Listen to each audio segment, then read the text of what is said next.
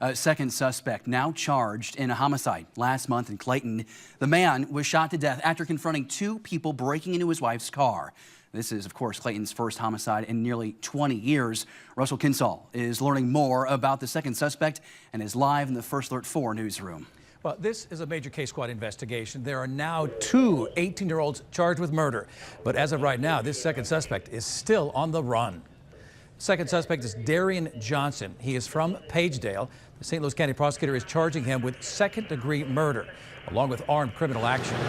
According to investigators, Joshua Harris, the victim, was shot once in the chest and killed on November 13th when he confronted two people attempting to break into his wife's vehicle. The car was parked on Wydown near Hanley. The first suspect charged in the case is 18-year-old Trinell Johnson.